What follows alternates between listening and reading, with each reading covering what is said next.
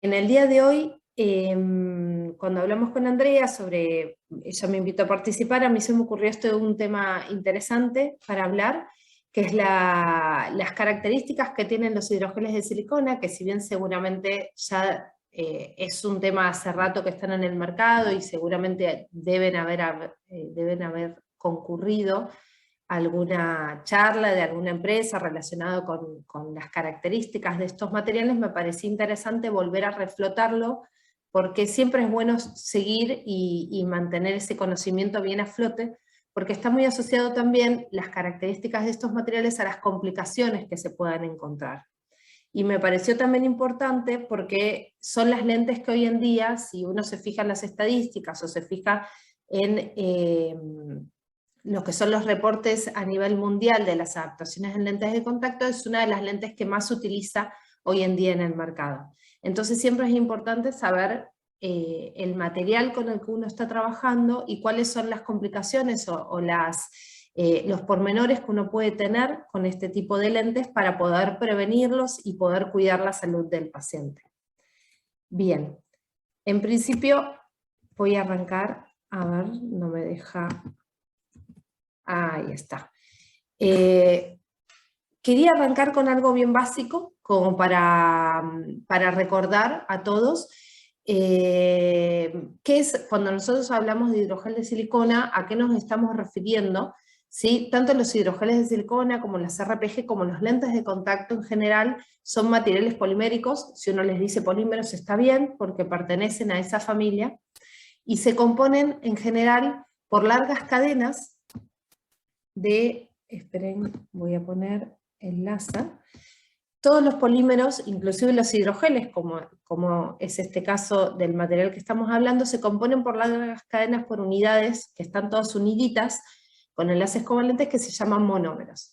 En particular, los lentes de contacto que nosotros utilizamos en contactología, están unidas estas cadenas por algunos enlaces entrecruzados, con más o menos enlaces dependiendo del material final que nosotros tenemos. Así, dependiendo de las características de estas moléculas que se unen entre sí, de los grupos pendientes que tengan y de las uniones que hayan entre estas cadenas, es que nosotros conformamos toda la variedad de materiales que hay en el mercado para lentes de contacto. Tanto los RPG como los lentes blandos de hidrogel son todos polímeros, pero dependiendo de esta estructura interna que tienen, se diferencian en sus propiedades y reciben un nombre distinto, de acuerdo a esas propiedades particulares que tienen. En nuestro caso, el tema de hoy que nos convoca son los hidrogeles de silicona, que los hidrogeles de silicona entran dentro del grupo de hidrogeles, ¿sí? Y constantemente en esta charla vamos a ir viendo un poquito también la diferencia que tienen los hidrogeles de silicona con los hidrogeles convencionales. En qué se diferencian y cuál es la performance de cada uno de ellos. En particular, los hidrogeles son, para que nosotros nos demos una idea, nosotros ya los conocemos en la práctica, porque seguramente los han tocado y los han adaptado, pero para que se den una idea de qué es ese material, los hidrogeles es una malla bien entrecruzada de estas cadenitas que están ligeramente entrecruzadas entre sí y tienen grupos hidrofílicos, generalmente que atraen agua. Esos los que generalmente también muchas veces les informan en las charlas de las empresas. Tienen grupos que atraen agua y como están ligeramente entrecruzados, estos funcionan como una esponja, ¿sí?, que dejan que ese agua ingrese al material sin perder esa forma y sin separarse las cadenas. ¿Sí? Son materiales que tienden a absorber agua en su interior y a retenerla, ¿sí? Y sin perder esa forma. Por eso son hidrogeles y no son geles, ¿sí? En el caso de los hidrogeles convencionales, tienen generalmente una estructura que son grupos acrilatos o metacrilatos con estos grupos pendientes que son hidrofílicos, y todas sus propiedades están determinadas por estos grupos pendientes hidrofílicos y por su relación que tienen con el agua. En el caso de los hidrogeles de silicona, tienen ya en su estructura otros grupos que se llaman, que son compuestos por silicio-oxígeno, y estas uniones, estos polidimetilsiloxanos que nosotros encontramos adentro, son los que se les llama la silicona, ¿sí? En general, los materiales siliconados no están compuestos solamente por grupos siloxanos, sino que también tienen parte de grupos metacrilatos o acrilatos, que son similares a estos, a los que encontramos en los hidrogeles convencionales, y dependiendo de la proporción que haya entre uno y otro, es la propiedad del material final. Siempre tienen que tener algún grupo hidrofílico, porque si nosotros ponemos una silicona únicamente sin esos grupos hidrofílicos, vamos a tener un material mucho más parecido a un RPG que un hidrogel, porque estos no tienen la propiedad ni la característica de absorber, poder retener y absorber agua, ¿sí? Entonces, también uno podría pensar que los hidrogeles de silicona son una especie de material híbrido, donde tienen una parte que es más hidrofílica, similar a la composición de los materiales que tienen EMA, y una parte que es más hidrofóbica, correspondiente a esos grupos siloxanos que tenemos en el medio. Esto es una representación de una de las lentes que hay hoy en día comercial, pero me pareció interesante, porque la mayoría de las lentes comerciales que tienen hoy en día tienen estas siliconas, forman cadenas largas, con algunos grupos hidrofílicos que pueden estar entrecruzados como una malla, como se representa acá, o pueden estar en la misma cadena con distintos grupos, ¿sí?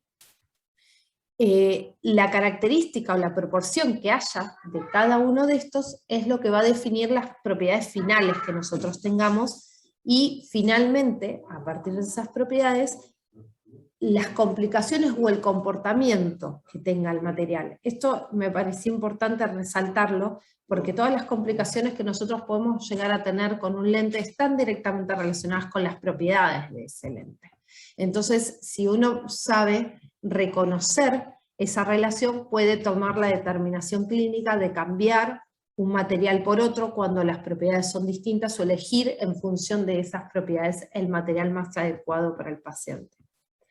Entre las propiedades que hoy vamos a definir hay un montón, me parecían las más relevantes para este tipo de material, lo que son el contenido acuoso, el DK, la estabilidad, el módulo de elasticidad, el ángulo de contacto, que es esto, y el coeficiente de fricción sobre todo. En el caso del contenido acuoso, seguramente muchos ya lo deben saber, así que esto es más que nada como una especie de repaso.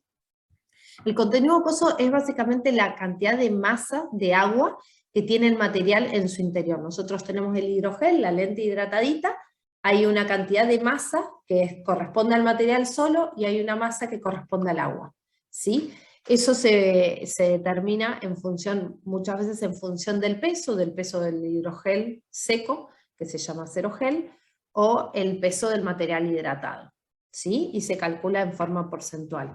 Nosotros en los hidrogeles podemos clasificar según la FDA en hidrogeles de bajo contenido acuoso, que son los que tienen menos del 50% de ese peso de material hidratado en agua, y los de alto contenido acuoso que tienen un peso mayor al 50% en agua. Esta propiedad, si bien en los hidrogeles de silicona no es la principal, la propiedad por la cual promocionan a estos materiales, es una propiedad muy importante, y que a lo largo de todos estos años, con las distintas generaciones de hidrogeles de silicona, se han ido dando cuenta que es necesario mantener un buen contenido acuoso en el material para evitar otros trastornos en lo que son los tejidos de la superficie corneal. Pero bueno, también es importante tener en cuenta que, aunque el contenido acuoso de los hidrogeles de silicona sea un poco menor que los hidrogeles convencionales, también las propiedades de estos materiales están determinadas por ese contenido acuoso que tienen. Y es importante recordar que si los hidrogeles pierden el contenido de agua que van teniendo y se van deshidratando, generalmente el hidrogel, lo que sucede es que las cadenas, todas estas que veíamos hoy en las mallas, van a empezar a aproximar entre sí, y cada vez la lente de contacto se va a ir cerrando cada vez más, ¿sí? Con este cierre, lo que nosotros tenemos que entender es que tanto lo que es la curva base, como la potencia, como la transmisibilidad de oxígeno, como la rigidez que tienen estos hidrogeles, depende del contenido de agua que tengan. El contenido de agua hace que las cadenas se separen y que el material se comporte de una forma determinada. Cuando nosotros lo perdemos, los materiales generalmente se vuelven un poco más rígidos, más duros, quizás los que tienen más silicona todavía permanecen un poco más flexibles, pero los de EMA convencional se vuelven bien rígidos y duritos porque justamente le faltan esas moléculas de agua que son los que las hacen flexibles, ¿sí? Y esto es lo que sucede cuando nosotros tenemos un paciente que le colocamos un lente de contacto en el ojo y el paciente por ahí tiene una lágrima bastante inestable, un BUT muy bajo, y la lente tiende a deshidratarse en el ojo, entonces tiende a cerrarse, porque justamente pierde esa agua que hace que esté bien expandida y bien, con un cuerpo bien amplio. En el caso de los materiales que tenemos en el mercado, generalmente lo que van a ver es que los hidrogeles de silicona tienen porcentajes de agua que están, digamos, muy variados, ¿sí? Pero generalmente nunca superan en general no mucho más del 50%, ¿sí? Generalmente están, los que más contenido de agua tiene, están alrededor de este porcentaje, si no, siempre es menor el contenido de agua porque justamente ahora, como vamos a ir viendo, tienen una relación inversa con lo que es el DK, ¿sí? Como yo les decía al comienzo, estos materiales generalmente tienen una combinación de dos sistemas, un sistema que es más hidrofílico y un sistema que es más hidrofóbico, que es la silicona, y dependiendo de la proporción de uno y otro, son las propiedades que van a tener de DK o de contenido acuoso, ¿sí? Y generalmente son inversamente proporcionales, esas dos propiedades. Bien, en el caso de la transmisibilidad o la permeabilidad, que es este famoso DK que nosotros seguramente conocemos, que es la relación entre la solubilidad que tiene un material, que tiene el oxígeno en un cierto material, y la difusión de ese oxígeno a través de ese material, ¿sí? Esto sería la permeabilidad, y cuando nosotros le ponemos un espesor determinado a ese material, estamos hablando de transmisibilidad, porque ya estamos viendo que el oxígeno pasa de un punto A un punto B, ¿sí? Entonces necesitamos tener en cuenta ese espesor. La permeabilidad es una propiedad de cuánto el material es permeable al oxígeno, pero que no implica que pase de un lado a otro necesariamente. Para que pase de un lado a otro tenemos que tener en cuenta cuál es el espesor de ese material. Generalmente la permeabilidad lo van a encontrar con unidades por 10 a la menos 11, porque son valores chiquititos, que por eso necesitan ese exponencial, y en el caso de la transmisibilidad lo van a encontrar con valores por 10 a la menos 9. Eso es importante para que ustedes después, cuando lean las propiedades de los distintos materiales, sepan qué es lo que se está informando, ¿sí? En el caso de los hidrogeles de silicona, generalmente lo que van a encontrar, o seguramente lo que les han mencionado, es que son lentes de contacto que promueven o facilitan el pasaje de oxígeno, nunca generan oxígeno, ¿no? Si en algún momento han escuchado que esto, el oxígeno no se genera por la lente de contacto, sino que la lente de contacto permite que el oxígeno que nosotros encontramos en la atmósfera pase a través del material, ¿sí?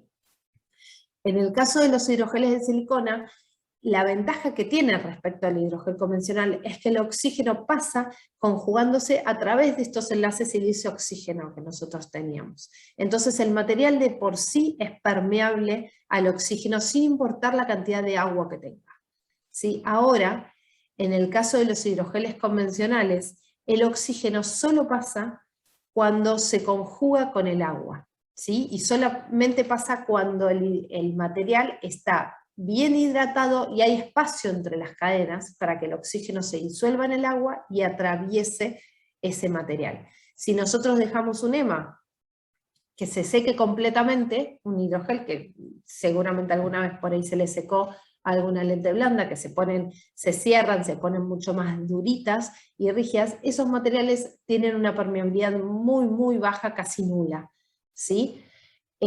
muy parecido al PMMA que en RPG, que en lentes rígidas que había antes. Tienen una permeabilidad muy baja y depende directamente del contenido acuoso que tengan la permeabilidad de estos materiales.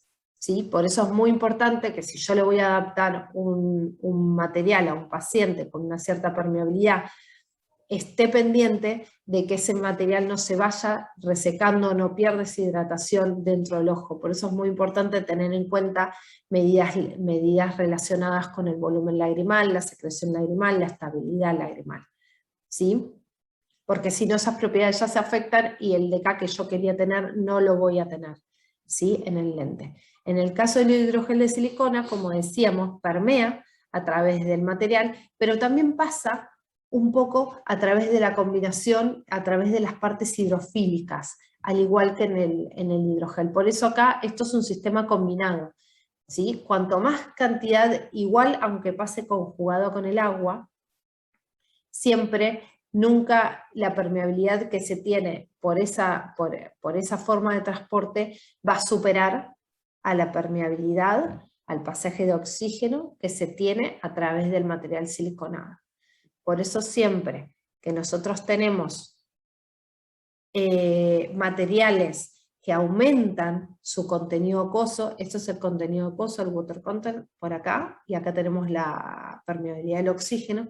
Siempre los materiales siliconados que aumentan el contenido acuoso, en este sentido, disminuyen su permeabilidad, ¿sí? Entonces, cuanto mayor es el contenido acuoso de estos materiales siliconados, menor es la permeabilidad que van a tener, porque más es la cantidad de material hidrofílico y menos es la proporción que pueden llegar a tener de material siliconado hidrofóbico, ¿sí? Que es lo que les da mayor peso a esta propiedad, ¿sí?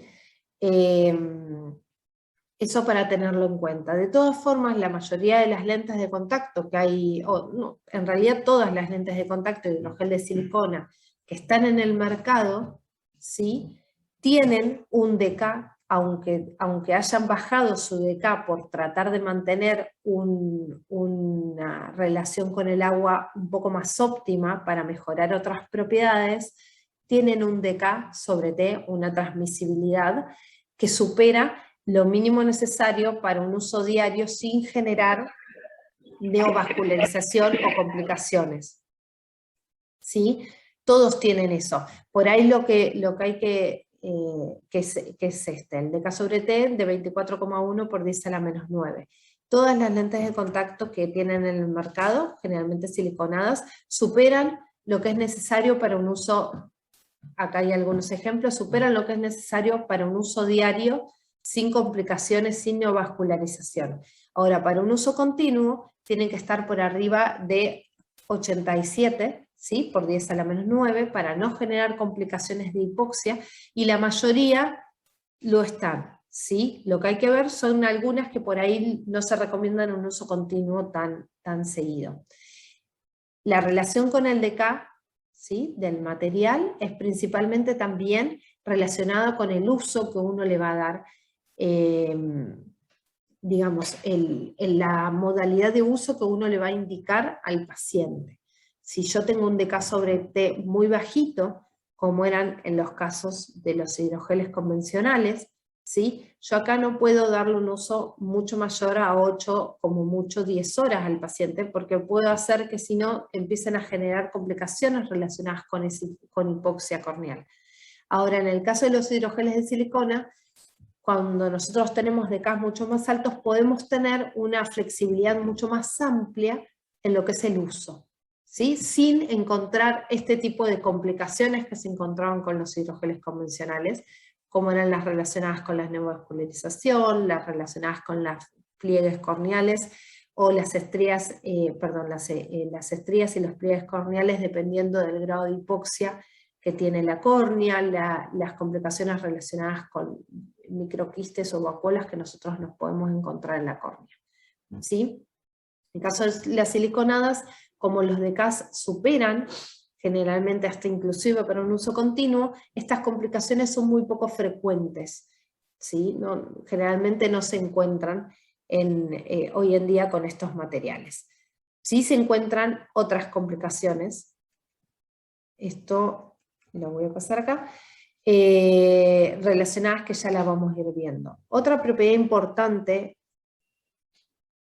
después del DK, que en realidad es una característica que vemos que es súper amplia y que nos permite un uso mucho más, más flexible o un uso más continuo del material. Otra propiedad importante es la humectabilidad que nosotros tenemos en estas lentes de contacto, que como son materiales más hidrofóbicos, tienen necesariamente que encontrar formas de generar una buena interacción con la película lagrimal, que es más hidrofílica. Entonces todos estos materiales, para evitar, ¿sí?, una mala humectabilidad, como es esta foto de acá que es de Yacle, en donde se ve la reflexión de la luz en una superficie que tiene una mala humectabilidad corneal, esto genera mucha distorsión, visión borrosa, mucha molestia, y mucho inconfort visual asociado también, además de otras alteraciones que pueden llegar a contribuir en otros tejidos. Para evitar esto, generalmente los hidrogeles de silicona se hacen determinados tipos de tratamientos, que ahora lo vamos a ver, que pueden ser de superficie o pueden ser una combinación con agentes humectantes o agentes más hidrofílicos incorporados dentro de esta matriz que nosotros veíamos, dentro de esta malla que veíamos de hidrogel. Acá, esta propiedad generalmente es la que se mide a través de una técnica que se llama ángulo de contacto, que esto se lo pongo como para conocimiento general, que seguramente por ahí en alguna charla lo deben haber escuchado, que tiene que ver con cómo una gota moja esa superficie. Cuando nosotros tiramos una gota y la gota se expande, es porque la gota tiene afinidad por el material, si no, tiende a quedar retenida, ¿sí? Tiende a tener más afinidad en la gota entre las moléculas que tienen internamente que entre el material, entonces queda como más gordita en la superficie, queda más así. Si la gota cae y tiende a expandirse sobre la superficie es porque la humecta esa superficie y porque tiene una buena interacción química con esa superficie, ¿sí? Entonces se obtienen ángulos de contacto, que generalmente esto es lo que ustedes después, si observan las propiedades de las lentes, es lo que ustedes van a leer, que les dice ángulo de contacto 34 grados, 76 grados, y tiene que ver con esto, con la relación que hay entre la superficie, ¿sí?, y la tangente que hay en la gota, ¿sí? Generalmente con el ángulo que se forma acá. Este es el ángulo de contacto que ustedes se encuentran informados. Cuando la gota humecta, esta tangente tiene un ángulo de contacto menor a 90 grados, ¿sí? Fíjense, si nosotros trazamos una rayita acá y otra rayita acá, tangente, tenemos un ángulo de contacto menor a 90 grados. Generalmente entre 60 y 90 son ángulos de contacto correspondientes a superficies que tienen una buena humectabilidad con el líquido que le están tirando, que en estos casos son o solución fisiológica o agua destilada o solución lagrimal artificial, con lo que se prueba. Bien, en el caso de las hidrogeles de silicona, esto ha sido, digamos, fue uno de los principales desarrollos en estos tipos de materiales, cómo humectar la superficie, y es una de las principales diferencias también que hay entre los distintos tipos de materiales siliconados que hay hoy en el mercado. Hay algunos, como algunas lentes de Johnson, que tienen una tecnología HydraClear que lo que hacen es colocar un componente bastante hidrofílico dentro del material que colabora con la humectabilidad en la superficie. Después hay otras tecnologías como la Aquaform de Cooper, que lo que hace es generar ciertas como uniones de puente de hidrógenos con el agua, como atrapar el agua entre las distintas moléculas incorporando materiales hidrofílicos dentro del material, entonces haciendo que también tenga una superficie más hidrofílica. Y hay otros, como la de algunas lentes de Alcon, de Your Tips, que tienen por un lado un recubrimiento, ¿sí?, que hace como un Smart Shield, le llaman, que es como un escudo inteligente, que lo que hace es repeler ciertas adherencias de moléculas, y además generan también una superficie como más, digamos, hidrofílica o más digamos, que permiten una mejor humectabilidad de la superficie. Con una superficie con más afinidad por el agua. Ahí no me salía. Generalmente estos eran los valores que recién les hablaba. Cuando se habla de contenido de agua, lo van a encontrar generalmente en porcentaje, y son estos valores, y después van a tener valores relacionados con lo que es el dK sobre T, el módulo, y en algunos casos también les informan lo que es el ángulo de contacto. Dependiendo, muchas veces cuando uno por ahí esto lo incorpora, dependiendo de estas propiedades del dK sobre T o del contenido de agua, uno ya puede relacionar qué tipo de material tiene, si uno no sabe si es un hidrogel de silicona o no. Generalmente de esta relación uno se puede dar cuenta con qué tipo de material estamos tratando. Generalmente si el dK sobre T es muy alto, mayor a 35%, entonces es un hidrogel de silicona, y si miran el contenido acuoso va a ser un contenido acuoso medio bajo, así que es claramente un hidrogel de silicona.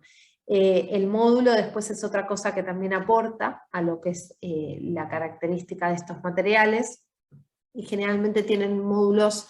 El módulo de elasticidad es la capacidad de flexionar este material, ¿sí? En este sentido. Se puede medir tanto así, como también se puede medir la resistencia al estiramiento que tienen. En esos casos se mide lo que es el módulo IAR a la elongación, y generalmente estos materiales tienen un módulo que es, estos son el 0,5 alrededor de los hidrogeles convencionales, tienen un módulo mucho más alto, relacionados con ese mayor cuerpo que tienen estos materiales. En el caso de la humectabilidad, es importante por dos cuestiones. Una, por lo que les decía hace un ratito, que tiene que ver con la visión. Si nosotros tenemos algún paciente que nos viene con el reporte de que tiene visión borrosa por momentos, que por ahí parpadea y a veces se le aclara y a veces se le nubla, instantáneamente quizás ya sabemos que tenemos que mirar cómo está esa superficie del lente de contacto, cómo es la humectabilidad que tiene esa superficie.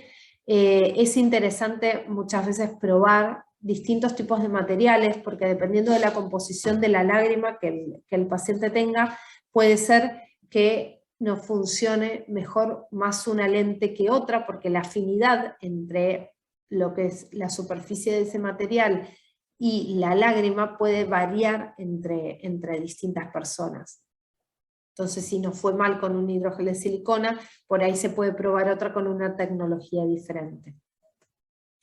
Y después también la humectabilidad está muy relacionada con esta otra propiedad que tiene que ver con el coeficiente de fricción, que acá en hidrogeles de silicona se vuelve muy relevante, y que tiene que ver con la fuerza de roce que hay entre dos superficies, ¿sí? Que en estos casos son los párpados y el hidrogelo lente que estaría posicionado acá delante de la córnea. Generalmente el coeficiente de fricción normal que nosotros tenemos, o el de la córnea, está alrededor de 0,015. Las lentes de contacto de hidrogel de silicona tienen un coeficiente un poco mayor, y esto es importante porque el coeficiente de fricción es una medida que a nosotros nos va a decir cuán difícil es al párpado desplazarse sobre el material del lente de contacto, ¿sí? Si esta fuerza es muy alta, ¿sí? Este coeficiente es muy alto, lo que va a generar constantemente es como una fuerza de roce, ¿sí? Y puede empezar a generar como un estrés mecánico en lo que es el tejido palpebral, pudiendo derivar en complicaciones relacionadas con la histología de las células del epitelio del párpado, ¿sí? Entonces, y con lo que es por ahí desencadenar en procesos inflamatorios como son las conjuntivitis papilar gigante, como son las erosiones, las rugosidades, aumentar la hiperemia de esos párpados. Entonces es algo muy importante. Y a tener en cuenta es que si yo tengo una superficie que tiene una buena humectabilidad, o sea que la capa lagrimal la cubre bien de punta a punta, es muy probable que el coeficiente de fricción que surja de esa interacción sea más bajo. Ahora, si yo ya tengo una superficie que la observo como acá, ¿sí? Es muy probable que constantemente cuando el párpado roce esta lente de contacto, que ya tiene ciertos puntos en donde la capa lagrimal es más baja y ciertos puntos en donde la capa lagrimal es más alta, ¿sí? Que están dados por esta alteración en el reflejo. Esto es lo que me dice a mí que no es una superficie ópticamente homogénea, que tiene distintos relieves, me está alterando lo que es la percepción, en estos casos es del reflejo de la lámpara, o de la imagen que yo estoy proyectando acá, ¿sí? Entonces, cuando esa superficie es despareja, lo que va a hacer que también el roce haya más estrés en ese roce, entre el párpado y la lente, ¿sí? Entonces, esto tiene mayor riesgo de generar complicaciones relacionadas con las inflamaciones del tejido de la conjuntiva tarsal, ¿sí? Entonces, estas dos cosas están muy relacionadas entre sí. En el caso de las lentes de hidrogel de silicona, hay distintos tipos de valores dependiendo de también los tratamientos que tengan. En general, hay algunas que tienen valores un poquito más bajos. Estos depende también del sistema con el que lo hayan medido. Estos son valores obtenidos con este sistema que trata de mimetizar lo que es la presión del párpado y el roce en este sentido.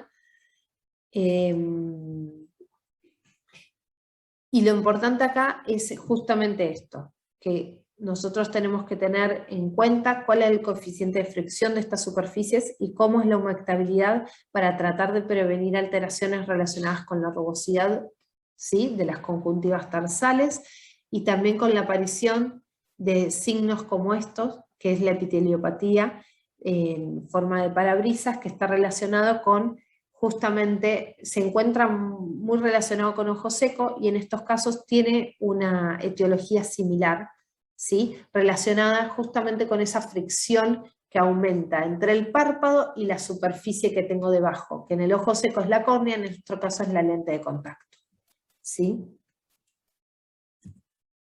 Bien, otra característica a tener en cuenta en los hidrogeles de silicona son las adherencias. En realidad en todas las lentes de contacto hay que tener en cuenta cuál es el tipo de material biológico que tiende a adherirse sobre ese lente, porque en base a eso yo tengo que planificar también cuál es la limpieza que voy a tener de los materiales. Y siempre la adherencia que tenga de depósitos va a depender justamente de las características hidrofílicas o hidrofóbicas que tengan los materiales y del estado iónico o no iónico que tengan. Generalmente las proteínas tienen cierta carga iónica, entonces tienen mayor tendencia a adherirse a materiales más iónicos.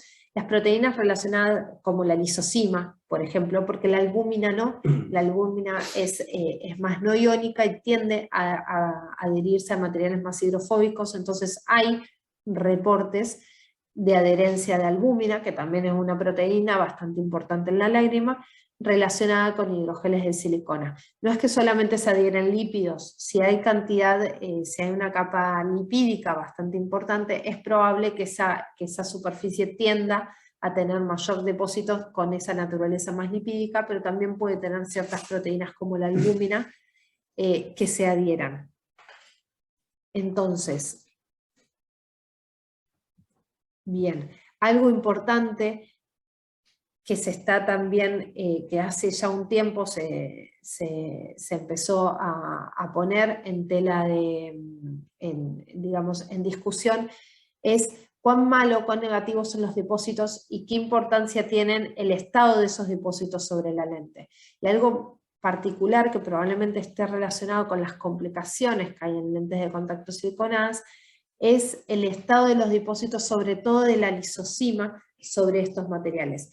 Estos materiales, como son más hidrofóbicos, y generalmente hay algunos que son un poquito más iónicos dependiendo del tratamiento o el agente humectante que tengan en el interior, pero estos materiales tienden a tener poca, en comparación con los EMA, tienden a tener poca adherencia de lisosima.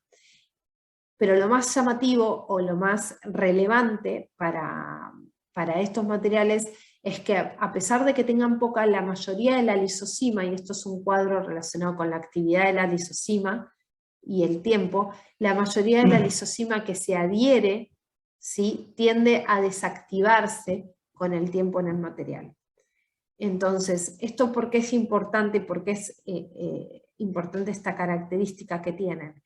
Porque la lisosima desactivada es una proteína que está desnaturalizada y que puede llegar a generar cierta reacción alérgica o cierta, digamos, desencadenar cierta reacción del sistema inmune, ¿sí? Que puede estar a su vez asociado con el desencadenante de complicaciones que a veces hay relacionadas con este tipo de lente de contacto y con el disconfort y con el abandono del uso del lente. Entonces, es importante tener en cuenta esto porque esta es la diferencia, es una diferencia relacionada muy marcada con los hidrogeles convencionales como son el Etafilcon, que generalmente es un lente, digamos, de hidrogel convencional que tiende a tener mucho depósito de proteína, pero que la proteína que tiene, en el caso de la lisosima, generalmente está activa, entonces a veces funciona también como de barrera para el sistema inmunológico y para las bacterias, para los patógenos externos. En este caso, en los hidrogeles de silicona, por ahí si se desactiva esta lisosima, lo que puede hacer es que también el lente o el paciente sea más propenso a infecciones, justamente por tener una lisosima que si no está activa no cumple con su función relacionada con la defensa, ¿sí? Bien, en el caso de las complicaciones que nosotros podemos encontrar o las consideraciones que tenemos que tener en cuenta para evitar complicaciones o para adaptar lentes de contacto, me pareció interesante esto, que es un trabajo que después se toma en algunas otras revisiones como valores a tener en cuenta. Nosotros cuando arrancamos a ver un paciente, quizás no todo es importante considerar que si vamos a adaptar un lente de siliconado, aunque tengamos una sola curva base en el mercado, aunque tengamos un solo diámetro, es importante que el paciente pase igual por la lámpara hendidura. Aunque no tengamos las complicaciones relacionadas con la neovascularización, podemos encontrarnos con otras complicaciones. Entonces es importante que el paciente le hagamos una exploración con lámpara hendidura y que midamos también cómo son las condiciones lagrimales, más allá de que no tengamos este problema de que si el paciente tiene poca lágrima, necesitamos un material con poco contenido acuoso y hagamos esa relación. Acá también es importante, ¿sí? Porque no por ahí por las complicaciones, pero sí por el abandono. Porque estos lentes, en general, pueden llegar a tener un abandono alto relacionado con los valores del BUT no invasivo y del BUT invasivo en lámpara hendidura. En general, lo que se ha visto, por ejemplo en este trabajo, es que en pacientes que tienen BUT muy bajos, con una media de alrededor de 7,5 segundos, en BUT invasivo y en BUT no invasivo alrededor de 12, estos pacientes tienden a abandonar el uso de lentes de contacto, ¿sí? Por el contrario, cuando nosotros tenemos pacientes con BUT un poco más altos, estos pacientes, o por lo menos se cree que con estos valores de BUT va a haber una adaptación exitosa y un no abandono del lente de contacto.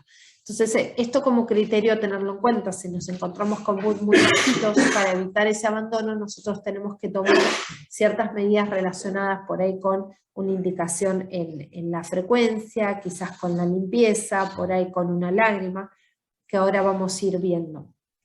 Algo interesante también de esto es el cambio y cómo cambia la histología y la fisiología corneal y conjuntival asociada al uso del lente de contacto, sobre todo en los pacientes que abandonan el lente y los que no abandonan.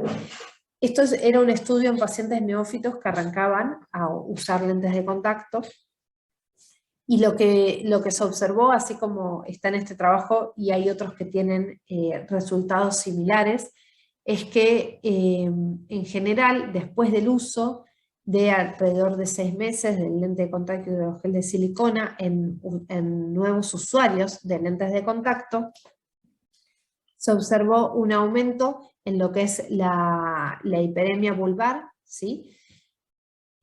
Sobre todo en lo que es la hiperemia vulvar, la aparición del Lipkoff, que son pliegues conjuntivales, en la conjuntiva la tinción de pliegues, aumento en lo que es la tinción corneal, ¿sí? Quizás con micropuntos chiquititos o a veces un poquito más grandes, tinción también en la conjuntiva y la aparición de estas lesiones epiteliales en forma de parabrisa que veíamos hoy relacionadas con la fricción de los materiales.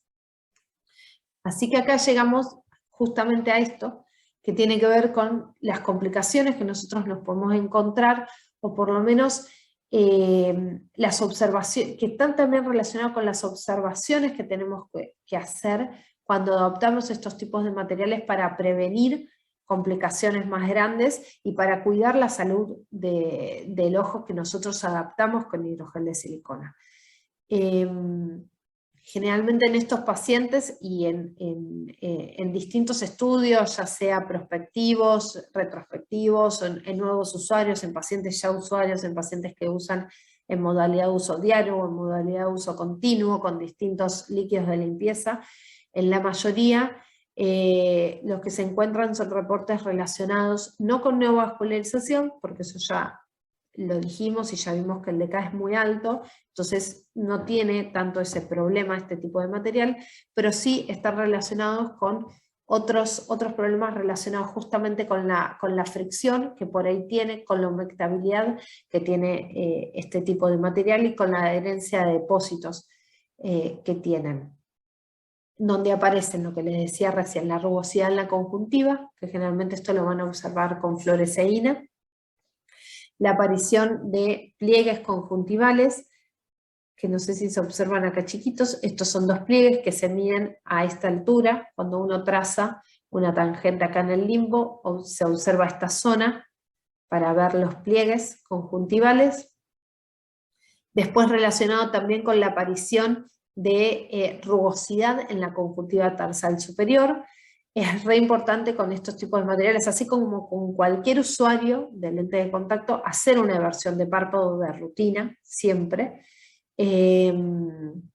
Acá empiezan a aparecer signos de rugosidad y signos de papilas pequeñas, chiquititas. Si el paciente ya tiene una rugosidad base, unas papilas base porque es propenso a quizás algún tipo de alergia o ya tiene ese grado de irritación base, es muy importante que nosotros tengamos un registro de cuál es el grado y que vayamos viendo cuál es el sistema de limpieza, cuál es el lente que le ponemos para no incrementar, ¿sí? y empezar a alterar un poco más lo que es la histología de esta córnea. Después también algo que se encuentra en algunos trabajos que lo determinan es una alteración en lo que es la citología de la conjuntiva. Esto lo que se hace es una impresión citológica en donde se observan lo que son las células del tejido epitelial y caliciformes de la conjuntiva, que se acuerdan que ayudan a lo que es la secreción de la capa mucínica de la lágrima. En el caso de usuarios de lentes de contacto siliconados, al cabo de un tiempo empiezan a aparecerse alteraciones, metaplasias en este tipo de células donde van perdiendo sus propiedades y también de alguna forma pueden colaborar con lo que es el desarrollo de esta sensación de sequedad o de ojo seco, ¿sí? Inducido por lentes de contacto. Otra alteración también, que quizás no se observa también en esta foto, pero les quería mostrar, es la hiperemia, el aumento de la hiperemia en la conjuntiva, los ojos por ahí se ponen un poco más rojos, más hiperémicos, se pueden encontrar algunos grados de lo que es tinción corneal, ya sea un poquitito más leve o un poco más marcada en estos casos. Y bien, esto ya los mencionamos. En estas complicaciones que veíamos acá y como venimos conversando, están relacionadas, aparecen muchas veces con mayor acento en los casos o en los trabajos en donde evalúan uso diario versus uso continuo.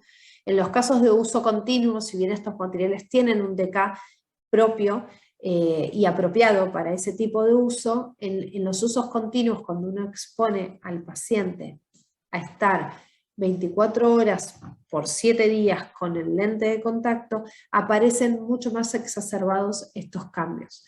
Por lo tanto, algo que hay que tener en cuenta es el uso que se le da al lente y la modalidad, ¿sí? Más allá de que la FDA, el fabricante o el DK me digan que yo puedo hacer un uso continuo, siempre hay que tener cuidado y hay que tener conocimiento sobre cuál es el estado base de ese ojo. Si yo no voy a complicar alguna condición base que ya tenga, más allá de que el DK me dé para poder hacerlo, ¿sí? Si el paciente es propenso a tener cierta rugosidad o cierto grado de inflamación en las conjuntivas, yo quizás con un uso continuo puedo hacer que se desencadene una CPG mucho más grande, ¿sí?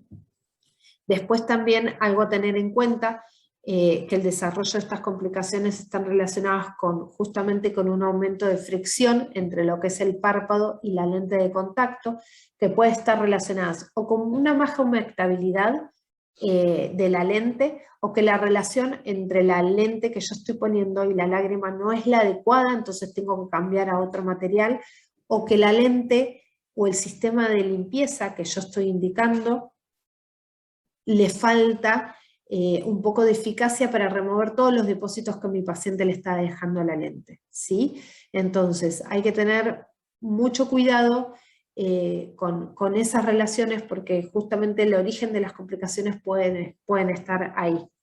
También puede estar relacionado con el inadecuado descarte del lente de contacto. Las lentes de contacto de hidrogel de silicona tienen un uso determinado, indicado por el fabricante, que está basado en ciertos estudios relacionados con cómo es la estabilidad de esos tipos de materiales.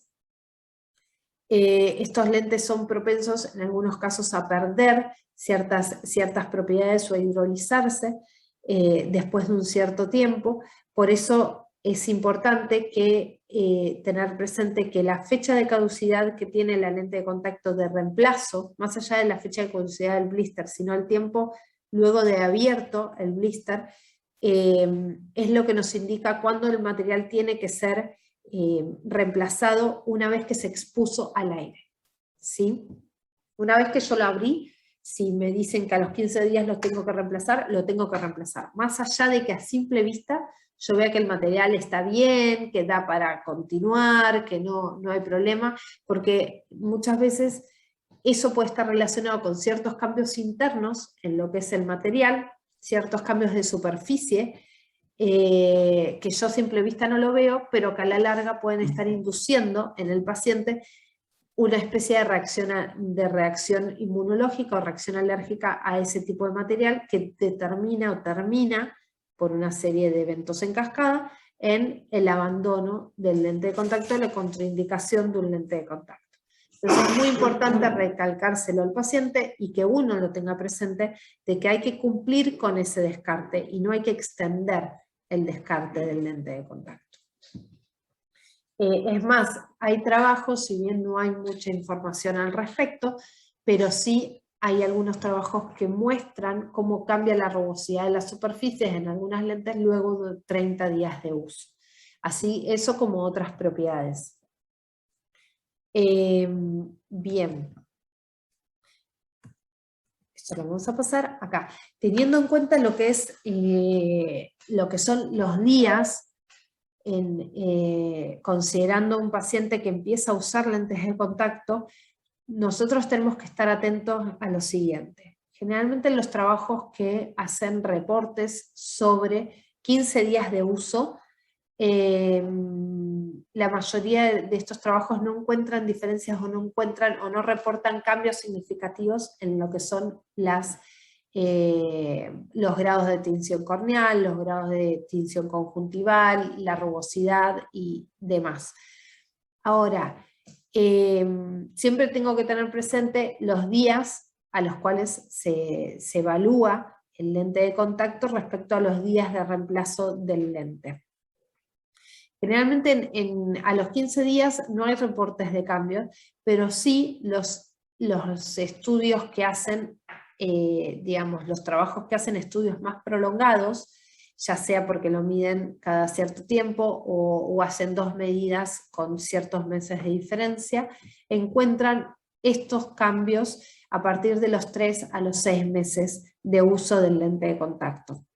En algunos trabajos también ya a partir del mes empiezan a verse ciertas diferencias, pero ahí también teniendo en cuenta el cumplimiento con el lente.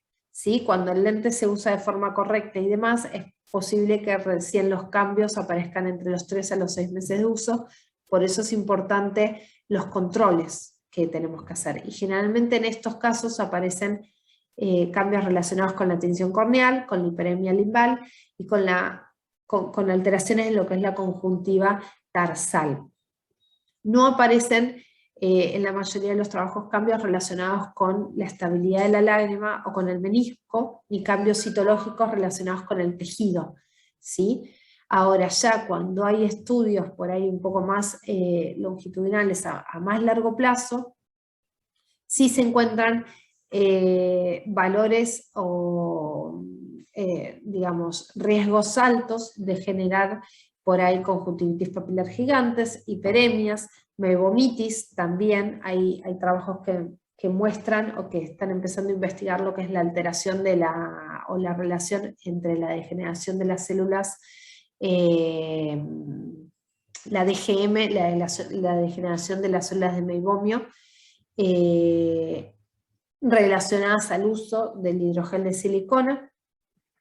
Y también se encuentran alteraciones en lo que es el BUT, que es el BUT invasivo, y lo que son los reportes del OSDI, que son estos cuestionarios utilizados para valorar lo que es el ojo seco. Y también, ya en un uso más a largo plazo, hay reportes de cambios en lo que es esta citología, en lo que es la estructura de las células epiteliales que cubren la conjuntiva y de las células caliciformes que también se encuentran en la conjuntiva. ¿Sí? Acuérdense que todos estos cambios también generan una alteración en lo que es la fisiología ocular, que a la larga puede generar complicaciones más profundas, puede generar un abandono, un disconfort mucho más grave. Pueden también, si yo tengo una alteración en esta secreción y en esta relación osmótica, celular, también puede ser que el paciente sea más propenso a complicaciones relacionadas con contaminación, con infecciones por bacterias, por virus. Entonces, en estos casos, lo que quería era focalizar un poco en esto, en que el paciente que vamos a adaptar con hidrogel de silicona es necesario controlarlo. No es un paciente al que, como yo tengo una sola curva base, un solo diámetro, la lente se la doy. Bueno, me dicen necesito un 8.4, diámetro 15, o 8.4 y diámetro 14, porque es el único diámetro que tengo, y se la entrego en mostrador, ¿sí? Me pide un -1 y se la doy, sino que tengo que revisar a ese paciente, tengo que ver cómo está su estructura, cómo está su fisiología corneal, cuál es el punto de partida y tratar de llevar ciertos controles para evitar complicaciones, para ver si necesito cambiar el material, si necesito cambiar lo que es el sistema de limpieza o lo que es la frecuencia con la cual descarta los lentes. Entonces, en estos casos, para evitar estas complicaciones, lo importante es tener un reemplazo, que mi paciente entienda cuál es el reemplazo adecuado de las lentes, ¿sí? Que lo cumpla, tratar de generar una buena limpieza de la superficie. Si se utilizan sistemas multipropósitos y eso no es eficiente y a mí me cambia un poco lo que es la rugosidad conjuntival, por ahí se pueden probar con sistemas de peróxido que se ha visto que son un poco más eficaces y evitan las complicaciones o disminuyen los riesgos relacionados con estas complicaciones en usuarios de lentes de contacto, siliconadas. Si es necesario lubricar la superficie, indicar alguna lágrima, con hialuronato, con un buen componente que me genere que me disminuya ese coeficiente de fricción entre lo que es el párpado y la lente y me mejore lo que es la humectabilidad de la lente de contacto. Y también cuidar sobre todo el exceso de horas de uso y ser digamos, precavidos con lo que es en la indicación de dormir con las lentes de contacto, porque más allá, lo que conversábamos hoy, más allá de que el DECA me lo permita, hay otras cuestiones que relacionadas con el material y con su relación con los tejidos corneales que pueden hacer que igual tenga complicaciones, no asociadas a hipoxia, pero sí asociadas a problemas de roce, problemas mecánicos, problemas de inflamaciones. Así que bueno, esto es un poquito de lo que les quería hablar hoy. Bueno, desde ya muchas gracias por escucharme y bueno, quedo atenta a cualquier consulta, cualquier duda que pueda surgir. Gracias, Andrea, Paula. si estás por ahí. Sí, acá estoy. Gracias, Paula. Excelente charla. Estaba pensando mientras te escuchaba que cuando aparecieron los hidrogeles de silicona, nos quedamos todos tranquilos pensando en que ya no íbamos a tener más hipoxias, y aparecieron los otros problemas, ¿no? Lo que Sí. para nuestra profesión es todo un desafío, porque a medida que avanzan los materiales, nosotros tenemos que ir avanzando también. Tengo un par de preguntas que te voy a ir, dame un segundo que vamos buscando. Bien. A ver, Paula, ¿nos podrías, cuando hablas de boot invasivo y no invasivo, ¿a qué te referís? El boot invasivo es el que se mide con fluoresceína. Es el break-up time, que es el tiempo de ruptura lagrimal, no sé si lo han escuchado mencionar, pero es digamos, es una medida de la estabilidad de la película lagrimal. Nosotros instilamos fluoresceína y vemos cuánto tiempo tarda en romperse esa película lagrimal. Es con fluoresceína que se hace, es un test que es muy fácil de hacer y tiene que ser nunca tiene que faltar en la adaptación de lentes de contacto, ya sea de ningún tipo de material. El no invasivo, el boot no invasivo, es el que se mide sin instilación de fluoresceína, y generalmente para medir el boot no invasivo se utiliza un queratómetro, o si hay un topógrafo es mucho mejor, porque funcionan los dos de la misma forma. Lo que uno hace, ustedes imaginan, no sé si se acuerdan de la foto que les mostré de la lágrima rota, a ver, voy para atrás.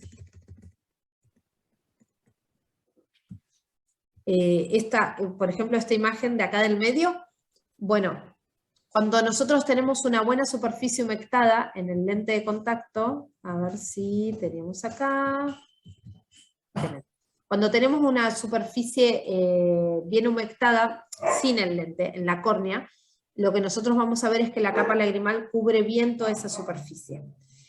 El tiempo de ruptura lagrimal lo que hace es determinar el tiempo que tarda en que esa lágrima se adelgace por evaporación, se rompa y se generan zonas de ausencia de lágrima, ¿sí? Zonas de ruptura, como también a veces se les llama.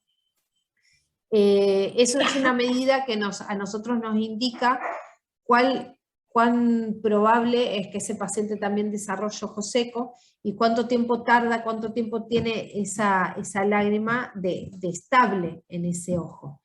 Cuando nosotros lo hacemos con fluoresceína, lo que hacemos es teñir la lágrima para poder ver esas zonas de ruptura, que se forman como puntos negros en contraste con la fluoresceína, y cuando lo hacemos no invasivo, lo que hacemos es medir el tiempo que tarda en, por ejemplo, una mira que nosotros proyectamos o algo que nosotros proyectamos en la córnea, cuánto tiempo tarda en ponerse borroso. Porque cuando se pone borroso es porque la lágrima justamente está empezando a adelgazarse, a romperse. Genial. Bueno, no sé. Genial, aclaramos, o sea, por un lado recordamos cómo se hace el break-up time y por el otro lado recordar que el invasivo es cuando aplicamos fluoresceína, que generalmente es el que hacemos más a menudo. Sí, ¿no? porque el otro no es tan preciso y en realidad para medirlo correctamente se necesita por ahí un topógrafo, algo que te ilumine toda, te proyecte sobre toda la córnea. Bien, a ver, tenemos otra pregunta acá. Si fuera la primera vez que uso lentes de contacto, ¿cuántas horas debería usar? Y en general, entre 8 a 10 horas está bien. O sea, más allá de, ¿no? de la semana de adaptación, que a veces uno hace como un aumento progresivo en lo que es la cantidad de horas de uso, una vez que la adaptación se hizo al lente, entre 8 a 10 horas está bien, que es un uso normal, que quizás si se usan dentro de lo que es el horario de trabajo, son horas laborales. Siempre que se pueda descansar de las lentes, es recomendable descansarlo, porque siempre va a ser un cuerpo extraño metido dentro de la superficie. Obviamente que depende después de las características del paciente, la necesidad, la demanda visual que tenga, pero siempre que se pueda recomendar descansar, para mí es lo mejor. Sí, yo como comentario personal, incluso a mis pacientes les digo que, bueno, que obviamente no le puedo decir que la usen 6 horas porque por ahí su vida diaria y su rutina de trabajo necesita más de esa cantidad de tiempo, y sacarse una lente de contacto a las 6 horas sería una complicación en usar lentes de contacto, y que apenas puedan dejar de usarlas, ya se las saquen. Tengo otra consulta sobre lo que hablábamos del módulo de elasticidad. Sí. ¿Cuál sería entonces a ver, para que te lo leo. ¿Cuál sería el módulo de elasticidad ideal en pacientes que comienzan a usar hidrogel de silicona? No hay un módulo de elasticidad ideal, me parece. Creo que tiene que ser bajo, alrededor de 1.1, 1.2, los que habían en los que son ay, me sale el nombre, las de primera generación eran módulos un poco más altos que eso, y eran las que generaban, yo al final no puse, porque me parecía que ya era demasiada información, pero cuando en las primeras generaciones que tenían módulos de elasticidad más altos, porque buscaban de CAS más altos, lo que se generaban eran unas lesiones arqueadas epiteliales superiores, unas LEAs se llaman, que justamente estaban relacionadas con el módulo del lente en contacto con la córnea. Se generaban como una tinción arqueadita, así, en la parte superior de la córnea.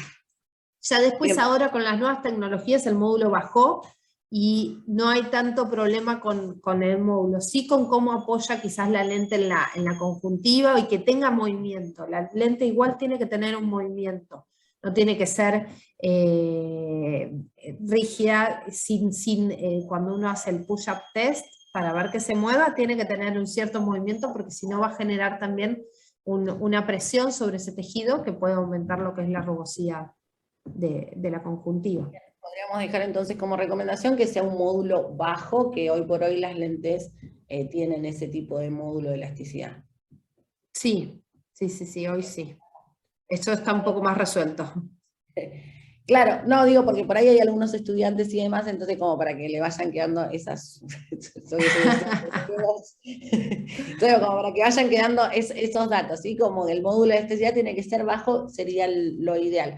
Déjame que me fijo qué otra pregunta tenemos acá. ¿Es recomendable el uso de peróxido? ¿Cuántas veces por semana en hidrogeles de silicona? Me imagino que... Sí. Yo por lo que encontré también, porque a mí me gusta de última lo que muestran los estudios cuando uno hace más allá de la valoración personal que puede llegar a ser, sino cuando se hace un estudio más sistemático. En general el peróxido puede usarse en lugar de otro sistema todos los días. Igual hay peróxidos que son más recomendados o que están específicos que aclara que son para lentes siliconadas, y esos son los que hay que utilizar, no cualquiera. Pero podría utilizarse todos los días un peróxido. ¿Sí? Siempre también respetando el recambio, porque el sistema peróxido es un sistema bastante más fuerte, que para estos materiales que por ahí tienen esa propensión a hidrolizarse, hay que usarlos con recaudo, pero sí limpian mucho mejor y mantienen mucho más humectada logran una mejor humectación luego de su uso. Perfecto. Y a ver si no me olvido, creo que es la última. Déjame que la encuentre por todas las felicitaciones, excelente, doctora. Si hay alguna relación, como que te leo exacto, ¿hay alguna relación entre el material de la lente hidrogel de silicona y el producto de limpieza como para recomendar? No, lo que yo vi, no hay ningún estudio así como eran antes las tablas de Andrasco o estudios sistemáticos que busquen relacionar lo que es los distintos tipos de materiales con distintos líquidos de limpieza. En general como el Renew, bueno, no quería dar nombres, pero hay algunos multipropósitos que no generan muy buena interacción, que es con las polibiguamidas, pero después, más allá de eso, es cuestión de ver también cuál es el líquido que remueve el material que se adhiere a la lente de mi paciente, en realidad. Perfecto. Y esta sí, te prometo, es la última. Bueno, es como un comentario personal. He encontrado mayor cantidad de abandono en pacientes adaptados con lentes de hidrogel de silicona que con lentes EMA. ¿A qué lo atribuyo? Es que está relacionado con lo mismo. ¿Por qué abandonaron? ¿Qué es lo que te decían cuando abandonaban?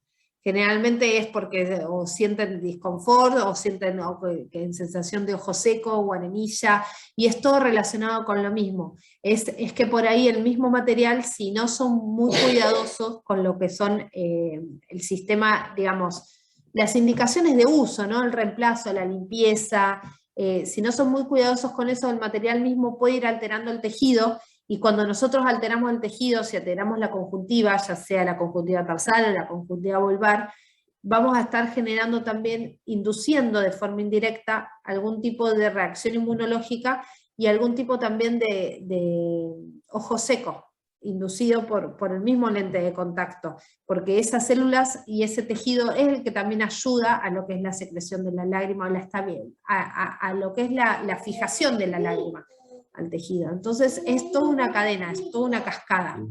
Yo creo que por eso se dan, y porque por ahí no se hace un buen seguimiento muchas veces de estos casos. Sí, estoy totalmente de acuerdo con esto, y me parece que una de las cosas importantes que nuestra especialidad requiere es justamente la concientización del paciente. Quizás también nosotros en algún momento nos sentamos a descansar en el sillón de las lentes de hidrogel de silicona diciendo, bueno, que use esto que sabemos que va a estar, ¿sí? Que no va a generar hipoxia, que no vamos a tener neovascularizaciones, y nos olvidamos de recomendar todas las otras realmente son fundamentales para que el paciente no produzca el abandono de la lente, que la verdad es que cada vez hay más abandono en el uso de lentes de contacto. Sí. Tristemente los valores están aumentando día a día. Sí, y porque también está todo muy relacionado con la superficie ocular y con la lágrima, y también el uso de los aparatos, de la tecnología, si tienden a generar cierta resequedad ocular y vos ya sos propenso a eso, es como que sos usuario de lente de contacto y encima usas mucho la computadora, es una combinación que por ahí a la larga tampoco te ayuda, y terminás abandonando el lente, porque terminás pasándote o siendo más un paciente por ahí subdiagnosticado en ojo seco, o un ojo seco subclínico.